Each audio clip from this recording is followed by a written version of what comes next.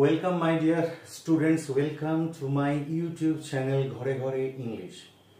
দেখো, আজকে আমি যেটা তোমাদেরকে শেখাতে চলেছি সেটা হচ্ছে ট্রান্সলেশন ক্লাস নম্বর 1।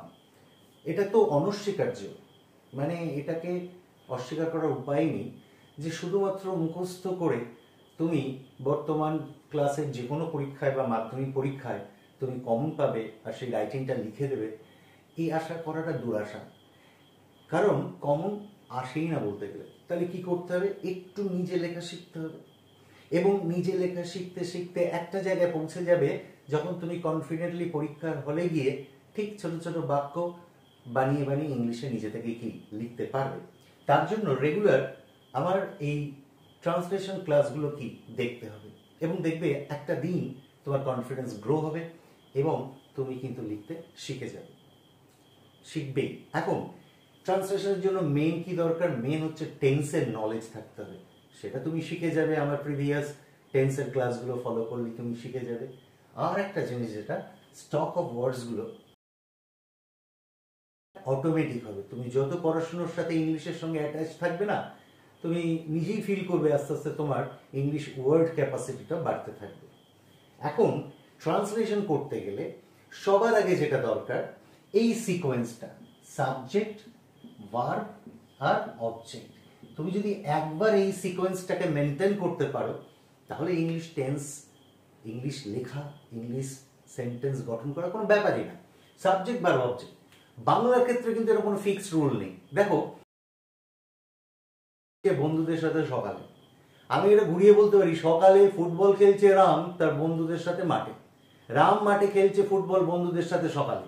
ইংলিশে বাংলায় যে কোনোভাবে বলা যায়, কিন্তু ইংলিশে কিন্তু সাবজেক্ট, ভার্ব, অবজেক্ট মেনটেন করতে হবে। এবার তুমি কিভাবে বাক্যে সাবজেক্ট অবজেক্টকে আইডেন্টিফাই করবে? কারণ একটা ট্রান্সলেশন করতে গেলে সবার আগে বাংলা বাক্যের প্রাণ ভোমরা, প্রাণ পাখি হচ্ছে কে জানো? ফাইনাইট ভার্ব, সমাপিকা ক্রিয়া। একবার যদি সমাপিকা ক্রিয়াকে খুঁজে পাও, তাহলে তার থেকে তুমি বের করে আনতে পারবে কে সাবজেক্ট আর কে অবজেক্ট। দেখো, আমি যদি বলি বাবা ভাইকে একটি বই দিয়েছিল, খুব ভালো করে বুঝবে, ইজি ব্যাপার। এই যে দিয়েছিল, এটা হচ্ছে সমাপিকা ক্রিয়া, ফাইনাইট ভার্ব। কে দিয়েছিল? প্রশ্ন করো, কে দিয়েছিল? এই যে বাবা এলো না, কে দিয়েছিল, এটা হচ্ছে সাবজেক্ট। পেয়ে গেলাম সাবজেক্ট। একবার শুধু সমাপিকা ক্রিয়া খুঁজতে হবে। দিয়েছিল, কাকে দিয়েছিল? ভাইকে। কাকে দিয়ে? প্রশ্ন করো, কাকে দিয়েছিল? ভাইকে। তাহলে এটা একটা অবজেক্ট। আর প্রশ্ন করো, কি দিয়েছিল? এটাও একটা কি অবজেক্ট। তাহলে ভার্বটাকে কে দিয়ে প্রশ্ন করলে যে উত্তর বেরোবে সেটা হচ্ছে সাবজেক্ট। এখানে বাবা, কে দিয়েছিল? বাবা। কাকে দিয়েছিল? এই যে কাকে দিয়েছিল? ভাইকে, এটা একটা অবজেক্ট। আর কি দিয়েছিল? একটি বই, এটা একটা অবজেক্ট। তাহলে ভার্বকে কে দিয়ে প্রশ্ন করলে সাবজেক্ট পাবো, আর কি দিয়েছিল আর কাকে দিয়েছিল, ভার্বকে কি আর কাকে দিয়ে প্রশ্ন করলে যে উত্তর বেরোবে সেটা অবজেক্ট। আর বাকিগুলো কেন দিয়েছিল, কখন দিয়েছিল, কিভাবে দিয়েছিল, কোথায় দিয়েছিল, ওগুলো একটা একটা করে জুড়ে দেবো, কোনো ব্যাপার না। আমি একবার যদি সাবজেক্ট, ভার্ব, অবজেক্ট সিকোয়েন্সটা মেনটেন করতে পারি, আমার ট্রান্সলেশন কোনো ব্যাপার নেই, ভেরি ইজি। কেন অকারণে ইংলিশ লিখতে পারি না, ইংলিশ কি করে লিখবো, এই চিন্তাটাকেই মাথায় এনো না। কারণ যখন এই ধরনের নেগেটিভ চিন্তাকে তুমি অ্যালাউ করবে, they will become more powerful, তোমার উপরে হাবি হয়ে যাবে এবং তোমাকে ডিস্ট্রয় করবে। সুতরাং সবসময় মনে করবে, ইংলিশ লেখা বলা ইটস ভেরি ইজি, শুধু সাবজেক্ট, ভার্ব, অবজেক্টটা মেনটেন করবে। এবার এসো এই আলোচনাটাই।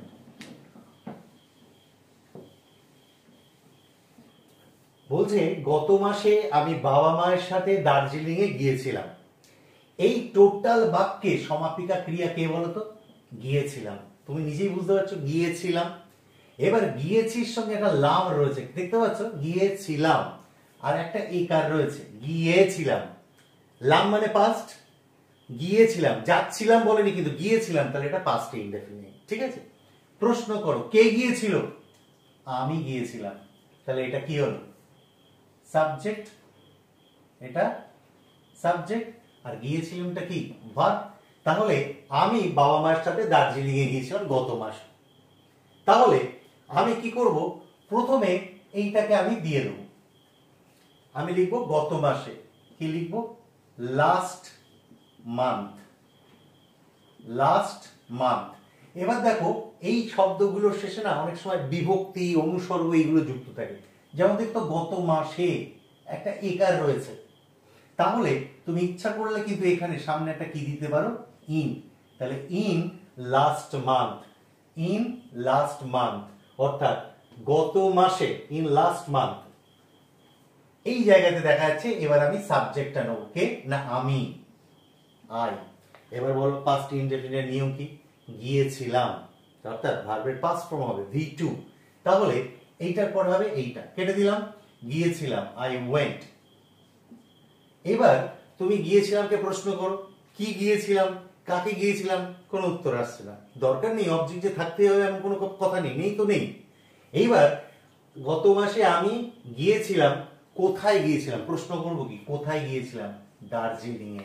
এই দেখো দার্জিলিং এর সঙ্গে একটা একার রয়েছে, মানে কি আমার এটা আবার একটা প্রিপোজিশন ইউজ করতে হবে। আমি দার্জিলিং এর দিকে গিয়েছিলাম, তাহলে কি হবে, ওয়েন্ট টু। আমি কোথায় গিয়েছিলাম, দার্জিলিং এ, আমার মুভমেন্ট বোঝাচ্ছে, কোথায় গিয়েছিলাম, went to Darjeeling, went to Darjeeling, লিখে ফেললাম ওয়েন্ট টু দার্জিলিং, এটাও কেটে গেল। তাহলে গত মাসে, ইন লাস্ট মান্থ, আমি গিয়েছিলাম, ভার্বের 2 নম্বর হয়ে গেল ওয়েন্ট টু দার্জিলিং। এবার আসছে বাকি বাবা মায়ের সাথে। এইখানে একটা ব্যাপার, এই দেখো বাবা মায়ের সাথে, এটা একটা অনুসর্গ, এর জন্য তোমার প্রিপোজিশন আসবে, কারোর সাথে কিছু যাচ্ছ, এটা হবে উইথ। কিন্তু বাংলার সঙ্গে ইংলিশের যেন বরাবরই একটা খাড়াখাড়ি, একটা বিপরীত সম্পর্ক। আমি বাংলায় বলছি বাবা মায়ের সাথে, কিন্তু ইংলিশে এই সাথেটা কিন্তু উইথ প্রিপোজিশনটা সামনে যাবে, কারণ প্রিপোজিশন অর্থাৎ নাউনের আগে বসবে, তাহলে উইথ। তাহলে গোয়িং টু দার্জিলিং কি হবে, উইথ বাবা মায়ের সাথে, উইথ মাই, একটা মাই দিতেই পারি, বাবা মা কার না, with my parents, with my parents. তাহলে in last month I went to Darjeeling with my parents. তাহলে আমি কি করলাম, উইথ দিলাম, সাথেটা কেটে গেল, আর মাই প্যারেন্টস, বাবা মা একসাথে কি হয়ে গেল, প্যারেন্টস। তাহলে এই বাক্যটা কিন্তু কমপ্লিট হয়ে গেল। দীর্ঘদিন ধরে দার্জিলিং এ যাওয়ার স্বপ্ন আমার হৃদয়ে ছিল। দেখো এই ছিল, এই ছিল নিয়ে অনেকের অনেক ডাউট হয়। যেমন ছিল বলতে অনেকে কনফিউশন করে যে আমি ওয়াজ নেবো নাকি হ্যাড নেবো। তাহলে আমার হৃদয়ে একটা স্বপ্ন ছিল, ছিল, আমি ওয়াজ কখন নেব, যখন যদি বলি আমি ক্লান্ত ছিলাম, বা এই যে ছিলাম, আমি ক্লান্ত ছিলাম, আমি হ্যাপি ছিলাম, তখন ওয়াজ হবে। কিন্তু আমার একটা স্বপ্ন ছিল, আমার কি ছিল, স্বপ্ন। কই আমি নিজে তো স্বপ্ন ছিলাম না, নিজে কি স্বপ্ন ছিলাম, নিশ্চয়ই না। তাহলে এই যে আমার ছিল, এটাতে কিন্তু আমার ওয়াজ আসবে না, হ্যাড আসবে। তাহলে আমার কি ছিল, স্বপ্ন। এখানে কিন্তু আলাদা করে আমার নেই, ধরে নিতে হবে স্বপ্নটা কার ছিল, আমার। দীর্ঘদিন ধরে, আমি এইটা আগে লিখে নিই, হ্যাঁ এইটা আগে লিখে নিই, for a long time, for a long time, এটা আগে লিখে নিলাম, দীর্ঘদিন ধরে। এই যে ধরে, এই ধরেটা বোঝানোর জন্য এই প্রিপোজিশন কি দিলাম, for, for a long time. Darjeeling এ যাওয়ার স্বপ্ন আমার হৃদয়ে ছিল, কার হৃদয়ে ছিল, আমার হৃদয়ে। তাহলে আমি কিন্তু আগেই বললাম যে আমার কিছু একটা ছিল, আমি তো স্বপ্ন ছিলাম না। যদি আমি নিজে স্বপ্ন থাকতাম তাহলে ওয়াজ হতো। আমার কি ছিল, স্বপ্ন। তাহলে অ্যাকচুয়ালি আমার আক্ষরিক অর্থ কি, আমার আক্ষরিক অর্থ হচ্ছে মাই। কিন্তু কোনোদিন কি বলা যায় মাই হ্যাড, কখন তো হবে না, কারণ মাই হ্যাড হবে না, এখানে হ্যাডের আগে সাবজেক্ট ফর্ম দিতে হবে। আমরা জানি আই, মি, মাই, এই তো তিনটে ফর্ম, এর মধ্যে সাবজেক্ট কোনটা, আই। তাহলে আমার এখানে মাই হ্যাড করা যাবে না, কি বলতে হবে, আই হ্যাড। তাহলে আমার ছিল, কেটে গেল, আমার ছিল, কি ছিল, স্বপ্ন। স্বপ্ন ইংরেজি কি, dream. I had a dream, বা আই হ্যাড আমি বলতে পারি আমার স্বপ্ন ছিল, I had the dream, I had the dream. কেটে গেল, স্বপ্নটা কেটে গেল। কোথায় ছিল, আমার হৃদয়ে। ভালো করে দেখো, হৃদয়টা কার, আমার। আর হৃদয়ের সঙ্গে একটা অন্তস্থয় একার রয়েছে, ওই যে একটা বিভক্তি রয়েছে তার জন্য কিন্তু একটা প্রিপোজিশন দিতে হবে, আর সেই প্রিপোজিশনটা কি হবে, হৃদয়ের আগে বসবে। তাহলে আই হ্যাড দ্য ড্রিম হৃদয়ে ছিল। এইবারে দেখো, তাহলে আমি লিখবো কি, ইন হার্ট। ইন কি লিখবো, ইন হার্ট। কিন্তু হৃদয়টা কার, আমার, আমার হৃদয় ছিল। তাহলে এক্ষেত্রে কিন্তু আমার ছিল স্বপ্ন, সেখানে কিন্তু আমার ছিল, এখানে আই দিয়েছি, কিন্তু হৃদয়টা কার, কি আমার হৃদয়। তখন কিন্তু আমারের যে আসল মিনিং, ইংলিশ মিনিং মাই, সেটাই বসবে, কারণ কখনোই হবে না আই হার্ট। আই হার্ট তো হবে না। তাহলে I had the dream in my heart, কি না দার্জিলিং এ যাওয়ার, দার্জিলিং এ যাওয়ার স্বপ্ন আমার হৃদয়ে ছিল।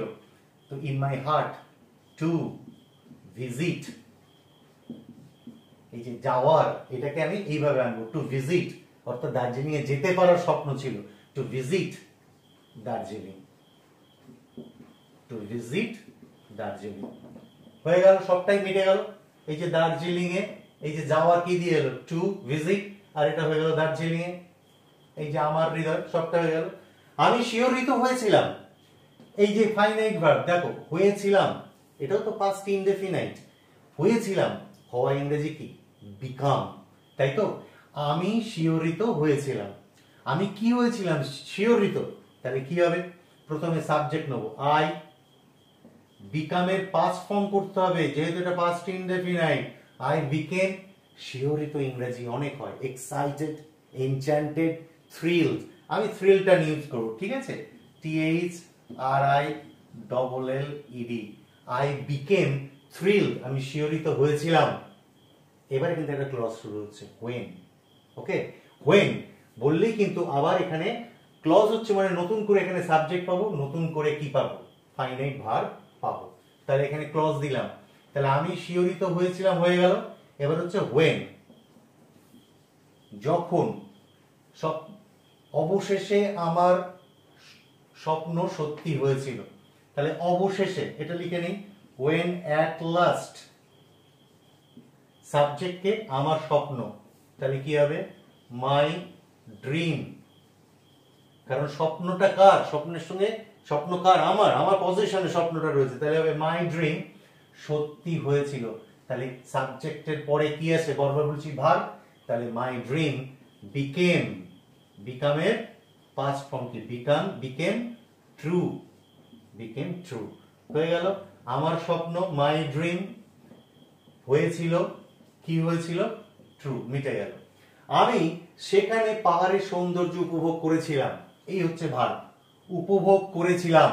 দেখো ভালো করে, উপভোগ করছিলাম না কিন্তু, অতীতকাল, এই যে লাম রয়েছে, আমার উপভোগ করা হয়ে গিয়েছিল, উপভোগ করেছিলাম, পাস্ট ইনডেফিনাইট। প্রশ্ন করো, কে দিয়ে প্রশ্ন করো, কে উপভোগ করেছিল, কে উপভোগ করেছিল, আমি, এইটা হলো সাবজেক্ট, আর উপভোগ করেছিলাম। এবার কি উপভোগ করেছিলাম, পাহাড়ের সৌন্দর্য। ঘাবড়ানোর কিছু নেই, সবার আগে তুমি এইটা লিখে নাও, এইটা লিখে নাও, সেখানে কি লেখো, দেয়ার, হয়ে গেল দেয়ার। আমি, আই। এবার চলে যাও ভার্বে, কারণ আমাদের নিয়ম কি, সাবজেক্টের পরে ভার্ব হবে। উপভোগ করেছিলাম, পাস্ট ইনডেফিনাইট, ভার্বের 2 নম্বর, আই এনজয়েড, আই এনজয়েড। এবারে এনজয়েড কে প্রশ্ন করো, উপভোগ করেছিলাম, কি উপভোগ করেছিলাম, পাহাড়ের সৌন্দর্য। এই দেখো, সৌন্দর্য আর পাহাড়ের মধ্যে একটা এর এর সম্পর্ক রয়েছে, সৌন্দর্যটা কার, পাহাড়ের। এই এর দুভাবে হয়, অ্যাপোস্ট্রফি এস আর একটা অফ দিয়ে। সাধারণত ইনঅ্যানিমেট অবজেক্টের ক্ষেত্রে না অ্যাপোস্ট্রফি এস না দেওয়াই ভালো, মানে হিলস বিউটি বলবো না, অফ দিয়ে করব, উল্টে দেবো ব্যাপারটা, পাহাড়ের সৌন্দর্য, the beauty of the hills. তাহলে আমি উপভোগ করেছিলাম কি, পাহাড়ের সৌন্দর্য। এই পুরোটা অবজেক্ট কিভাবে আনবো, পাহাড়ের সৌন্দর্য, যখন অফ দেব জাস্ট ঘুরে যাবে, কি হবো, enjoyed the beauty of the hills, beauty of the hills. ঠিক আছে, তাহলে এটাও কেটে গেল। এইবার এই সেখানে, এটা ইচ্ছা করলে তুমি লাস্টেও দিতে পারো, কিন্তু আমি সামনে দিয়ে দিলাম, there I enjoyed the beauty of the hills. এবারে কি, আমি ভাসমান মেঘগুলোকে আলিঙ্গন করেছিলাম, ক্রিয়াপদ খুঁজে পেলাম, ক্রিয়াপদ খুঁজে পেয়েছি, আলিঙ্গন করেছিলাম। কে আলিঙ্গন করেছিলাম? আলিঙ্গন করার কাজটি কে করেছিল? আমি। তাহলে এইটা কি হবে? এটা সাবজেক্ট আর এটা ভার্ব, ফাইনাইট ভার্ব। এবার প্রশ্ন করো, কি আলিঙ্গন করেছিলাম বা কাকে আলিঙ্গন করেছিলাম? উত্তর পেলাম ভাসমান মেঘগুলোকে। তাহলে আমার সেই নিয়ম সাবজেক্ট ভার্ব অবজেক্ট। তাহলে প্রথমে কি দেবো? আমি, আই। এবার এমন তো বলছি না যে আলিঙ্গন করছিলাম, তা তো বলিনি, তাহলে তো পাস্ট কন্টিনিউয়াস হতো। আমি বলছি আলিঙ্গন করেছিলাম, এই যে একার করেছিলাম, তাহলে আবারও পাস্ট ইনডেফিনিট, সাবজেক্ট তারপরে ভার্ব। ভার্ব তো দেবো, কিন্তু কি দেবো? V2। তাহলে কি হবে? আলিঙ্গন করেছিলাম তো অনেক শব্দ হয়, তুমি লিখতে পারো এমব্রেসড, EMBRACED, এমব্রেসড। বা লিখতে পারো কি? কাডলড, CUDDLED, কাডলড। বা লিখতে পারো HUGGED, এইগুলোর মধ্যে যে কোনো একটা লিখতে পারো, এমব্রেসড, কাডল বা হাগ। তাহলে সাবজেক্ট হয়ে গেল আমি, আমি আলিঙ্গন করেছিলাম, হয়ে গেল। কাকে আলিঙ্গন করেছিলাম? ভাসমান মেঘগুলোকে। তাহলে কি বলবো? হাগড দা ভাসমান। প্রেজেন্ট পার্টিসিপল অ্যাডজেক্টিভের কাজ করে, জানো তো? যেমন রানিং ট্রেন, তাই না? মুভিং ট্রেন, তেমনি ভাসমান মেঘগুলো লিখবো the floating, FLOATING, the floating clouds, floating clouds. ভাসমান মেঘগুলোকে আমি আলিঙ্গন করেছিলাম, হয়ে গেল, অবজেক্ট হয়ে গেল। তাহলে সাবজেক্ট কে? সাবজেক্ট চাই, ভার্ব হচ্ছে এমব্রেসড অথবা কাডল অথবা হাগ, কোনটা? The floating clouds. এবার একটু বুঝে নেই, কারণ এখানে জায়গার অভাব হয়ে যাচ্ছে। দেখো তারপরে কি বলছে? চা বাগানের সবুজ সৌন্দর্য আমার চোখ ও হৃদয়কে মুগ্ধ করেছিল। তাহলে মুগ্ধ করেছিল, এইটা হচ্ছে কি? সমাপিকা ক্রিয়া, ফাইনাইট ভার্ব। এইবার দেখো মুগ্ধ করেছিল কে, মানে মুগ্ধ করার কাজটা কে বা কারা করেছিল? উত্তর হচ্ছে চা বাগানের সবুজ সৌন্দর্য। পুরোটাই কিন্তু কি?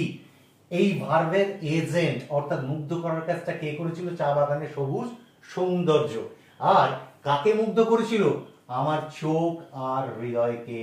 তাহলে এইটা হলো সাবজেক্ট, এই যে মুগ্ধ করেছিল এটা হবে ভার্ব, আর অবজেক্ট কে? পুরোটা আমার চোখ ও হৃদয়কে, এটা হবে অবজেক্ট। তাহলে আমি সবার আগে কোনটাকে রাখবো? মুগ্ধ করার কাজটা যে করছে, চা বাগানের সবুজ সৌন্দর্য। তাহলে আসল কিন্তু সাবজেক্ট হচ্ছে কি? চা বাগান না, সবুজ না, এগুলো ওর সঙ্গে কানেক্টেড। আসল হচ্ছে কি? সৌন্দর্যটা মুগ্ধ করেছিল। কেমন সৌন্দর্য? সবুজ সৌন্দর্য। সবুজ সৌন্দর্যটা কার? চা বাগানের। তাহলে এই যে সবুজ সৌন্দর্য, এই সৌন্দর্য যে নাউন, তার অ্যাডজেক্টিভ কি? সবুজ। আবার এই সবুজ সৌন্দর্যের কানেকশন কার সাথে? চা বাগানের একটা এর রয়েছে। তাহলে এর, বাগানের সৌন্দর্য, যেটা অ্যাপোস্ট্রফি এস দেওয়া যায়। কিন্তু আমি যে বললাম না, ইনঅ্যানিমেট অবজেক্ট বা বস্তুগত জিনিসের ক্ষেত্রে আমি অফটা ইউজ করব, সঙ্গে সঙ্গে এই সবুজ সৌন্দর্যটা আগে যাবে। তাহলে আমি কি লিখবো? লিখবো এই সবুজ ইংরেজি গ্রিন, GREEN। কিন্তু আরেকটা খুব ভালো শব্দ আছে ভার্ডেন্ট। কি আছে? ভার্ডেন্ট। আমি লিখবো দা ভার্ডেন্ট, VERDANT, the verdant beauty।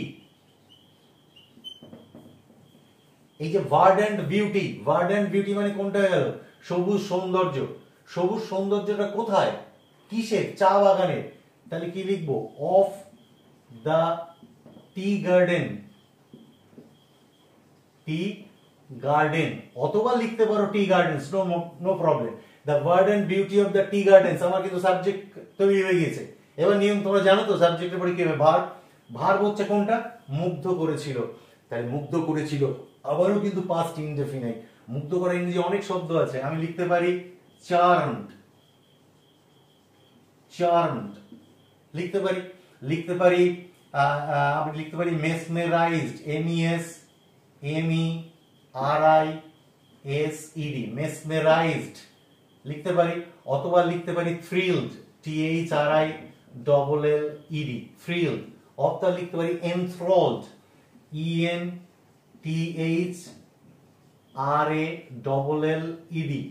অথবা লিখতে পারি ফ্যাসিনেটেড, NATED, তোমার যেটা পছন্দ লিখতে পারো। তাহলে ভার্ব হয়ে গেল যে the verdant beauty of the tea gardens mesmerized। এইবার আসবে কি, ভার্ব হয়ে গেছে, পুরোটা হচ্ছে সাবজেক্ট, এইখান থেকে একটা কিছু বেশি নেবো, সেটা হচ্ছে ভার্ব। এবার মেসমেরাইজ, কাকে মেসমেরাইজ করেছিল, কাকে করেছিল অবজেক্ট, আমার চোখ ও হৃদয়কে। তাহলে চোখ ও হৃদয় কার, আমার। তাহলে আমি বলবো আমার। এখানে কিন্তু আমার সাথে চোখ আর হৃদয়ের সম্পর্ক, অর্থাৎ কখনোই হবে না যে আই হার্ট কি আইজ হবে না, কি হবে মাই। তাহলে ফ্যাসিনেটেড করেছিল কাকে, চার্মড করেছিল কাকে, করেছিল কাকে, my eyes and heart, EYES, eyes and heart. এই বাক্যটাও কমপ্লিট হয়ে গেল। এবার বলছে আমি দার্জিলিং এর স্মৃতিকে হৃদয়ে রেখেছি চিরকালের জন্য। তাহলে এখানে ক্রিয়াপদের একক দেখো, রেখেছি। এতক্ষণ ধরে সব লাম লাম লাম আসছিল পাস্ট, কিন্তু এটা রেখেছি, অর্থাৎ রেখেছি মানে আমার রাখা হয়ে গিয়েছে। আমি বলেছিলাম, আমি আগের একটা ভিডিওতে আমি বলেছি প্রেজেন্ট পারফেক্ট আইডেন্টিফাই করার ক্ষেত্রে, যে রেখেছি মানে আমার রাখা হয়ে গিয়েছে, কিন্তু রেখেছির সাথে কোনো ল লাম ছিলাম ছিল ছিলে কিচ্ছু নেই, যে রেখেছিলাম নেই, শুধু রেখেছি, কাজ কমপ্লিট, অথচ তার সঙ্গে লাম নেই। তার মানে এটা প্রেজেন্ট পারফেক্ট। আর প্রেজেন্ট পারফেক্ট যখনই আসবে সঙ্গে সঙ্গে আমার ব্রেনের মধ্যে পপ আপ হয়ে যাবে, ব্রেনের মধ্যে চলে আসবে সেই ফর্মুলা কি, সাবজেক্ট হ্যাজ এ, আর ভার্বের কত নম্বর, 3 নম্বর, অর্থাৎ পাস্ট পার্টিসিপল ফর্ম। এবার রেখেছি কে, দেখো কে রেখেছি, আমি। হলো আমি। কাকে রেখেছি, দার্জিলিং এর স্মৃতিকে। ওকে। আর তারপরে আসবে কোথায় রেখেছি, হৃদয়ে। আমার তো ওই কোথায় রেখেছি, কেন রেখেছি, কিভাবে, ওগুলো পরে পরে হয়ে যাবে, সেটা ব্যাপার না। ব্যাপারটা হচ্ছে এটাই যে সাবজেক্ট ভার্ব আর অবজেক্টটা ঠিক রাখতে হবে। সাবজেক্টকে আমি, আই, বুঝে গিয়েছি এটা প্রেজেন্ট পারফেক্ট, আর V2 না। এবার প্রেজেন্ট পারফেক্টের ফর্মুলা হ্যাজ আর হ্যাভ বসবে, তো আই এর সাথে কি হবে, হ্যাভ। কিপ মানে রাখা, তাহলে কিপের পাস্ট পার্টিসিপল ফর্ম 3 নম্বর কি, I have kept. I have kept, কি রেখেছি, আমি কি রেখেছি, দার্জিলিং এর স্মৃতিকে। তাহলে স্মৃতিটার সঙ্গে কানেক্টেড কে, দার্জিলিং, আবার র এসেছে, তাহলে দার্জিলিংস মেমোরি, এরকম করা যায়, দার্জিলিংস মেমোরি, কিন্তু আমি সেটা করব না। আমি করব কি, আমি যদি বলতাম যে মেয়েটির স্মৃতি, তাহলে বলতে পারতাম দ্য গার্লস মেমোরি, শুনতে ভালো লাগবে। কিন্তু দার্জিলিং এর স্মৃতিকে আমরা অফ দিয়ে করবো, তার মানে অফ দিলেই ব্যাপারটা উল্টে যাবে। স্মৃতিটা কার, দার্জিলিং এর, তাহলে দার্জিলিং এর যে জিনিসটা অর্থাৎ স্মৃতি, সেটা আগে আসবে। তাহলে I have kept the memory, MEMORY, memory. মেমোরিটাকে আগে নিলাম। এবার মেমোরিটা কার, দার্জিলিং এর। এই এর বোঝানোর জন্য আমার মেমোরির পরে একটা কি দিতে হবে, অফ। তাহলে সব সময় জানবে উল্টে যাবে। আমি যদি বলি কাপের চা, কাপের চা, অফ দিতে গেলে উল্টে যাবে, টি অফ দ্য কাপ। পেনের কালি, পেনের কালি, পেন সিম বলার দরকার নেই, ওটা উল্টে বলবে, ইঙ্ক অফ দ্য পেন। তেমনি দার্জিলিং এর স্মৃতি কি হবে, দার্জিলিংস মেমোরি না বলে দ্য মেমোরি অফ দার্জিলিং। তাহলে সাবজেক্ট হলো আই, প্রেজেন্ট পারফেক্টে বসে গেল হ্যাভ কেপ্ট, কি রেখেছি, দ্য মেমোরি অফ, আমার এবার কি লিখতে হবে, দার্জিলিং, লিখতে হবে Darjeeling. I have kept the memory of Darjeeling। বাকি রয়েছে কোথায়, কোথায়, কেন, কিভাবে, ওগুলো পরপর জুড়ে যাবে, একদম হেডেক করো না, শুধু জানবে সাবজেক্ট ভার্ব অবজেক্ট ঠিক রাখতে হবে, আর ফাইনাইট ভার্বকে খুঁজে বের করতে হবে। আর তুমি খুঁজে পাবেই, যে দেশে ফেলুদা জন্মেছে, যে দেশে ব্যোমকেশ বক্সী আছে, তা সেই দেশে যদি আমরা আছি, আমরা খুঁজে পাবো না সমাপিকা ক্রিয়া। আর সমাপিকা ক্রিয়া খুঁজে পেলেই কে করেছে, সাবজেক্ট, কি করেছে, কাকে করেছে, বেরিয়ে যাবে অবজেক্ট, ব্যাস। সাবজেক্ট ভার্ব অবজেক্ট, বাকিগুলো অটোমেটিক, ওরা এমনি অটোমেটিক চলে আসবে এবং পরপর জুড়ে যাবে, ওটা নিয়ে কোনো চিন্তা নেই। তাহলে এরা বাকি রয়েছে হৃদয়ে। ভালো করে দেখো, হৃদয়ের সঙ্গে একটা বিভক্তি রয়েছে, হৃদয়ে, তাই এখানে কি দিতে হবে, ইন হার্ট, ইন হার্ট। এবার এখানে উল্লেখ নেই, তবু তুমি লিখতে পারো আমার হৃদয়, এটা দিতেই পারো, কোনো ব্যাপার না, তোমার সে স্বাধীনতা আছে, ইন মাই হার্ট। তাহলে ইনটা খুব ইম্পর্টেন্ট প্রিপোজিশন, ঠিক আছে। এই দার্জিলিং এর স্মৃতি, এটা একটা নাউন, আর আমার হৃদয়, এটা একটা নাউন, তার মাঝখানে তো একটা কানেক্টেড লাগবে। যদি আমি ইন মাই হার্ট না দিই, তাহলে বাংলাটা কিরকম হবে, আমি দার্জিলিং এর স্মৃতিকে হৃদয়ে রেখেছি, বা আমি রেখেছি দার্জিলিং এর স্মৃতি হৃদয়, তা তো না, হৃদয়ে। তাহলে এই হৃদয়ে এ, ওই এটা বিভক্তি ভেরি মাচ ইম্পর্টেন্ট, ওর জন্যই আমার কি দিতে হবে? ইন। তাহলে আই হ্যাভ কেপ্ট, তারপরে I have kept verb object Darjeeling এর স্মৃতি, দ্য মেমোরি অফ দার্জিলিং, হৃদয়ে। ওইগুলো তো পরে আসবে, চিন্তার কিচ্ছু নেই। আমার যদি মনে হয় না, তুমি ইচ্ছা করলে এই হৃদয়টা একদম সামনে লিখতেই পারো, কোনো কোনো বাধা নিষেধ নেই। সাবজেক্ট ভার্ব অবজেক্ট ঠিক রাখলেই হবে, তুমি লিখতেই পারো ইন মাই হার্ট, এখানে আগে লাগো, কোনো এটা আগে লেখো, কোনো ব্যাপার নেই। In my heart I have kept the memory of Darjeeling, কিন্তু in my heart I memory of Darjeeling have kept, এটা কিন্তু করা যাবে না, ওটাকে ঠিক রাখতে হবে। সাবজেক্ট আগে লিখে নেবো অবজেক্ট, তারপরে ভার্ব, এটা করলে হবে না। সাবজেক্ট ভার্ব হ্যাভ কেপ্ট, কি রেখেছি? The memory of Darjeeling. এবার ইন হার্ট পিছনেও রাখতে পারো, ইন মাই হার্ট সামনেও রাখতে পারো, ওটা কোনো চিন্তার কিছু নেই। এবার আরেকটা জিনিস ছিল, আমার হৃদয়ে রেখেছি চিরকালের জন্য, তাহলে ইন মাই হার্ট এখানে দিয়ে দাও ফর এভার, জুড়ে গেল ফর এভার, কোনো চিন্তা নেই, শুধু সাবজেক্ট ভার্ব অবজেক্ট ঠিক রাখতে হবে। লাস্ট বাক্যে চলে এসেছি, আমি কোনোদিন সেই স্মৃতিকে ভুলবো না, কোনোদিন ভুলবো না। তাহলে এই ভুলবো আবার টেন্স চেঞ্জ হয়ে গেল, ভুলবো ভবিষ্যতে, তাহলে ভবিষ্যৎ মানে কি? ভুলবো না, ভুলবো, কে ভুলবে না? আমি, এটা সাবজেক্ট। কাকে ভুলবো না? সেই স্মৃতিকে।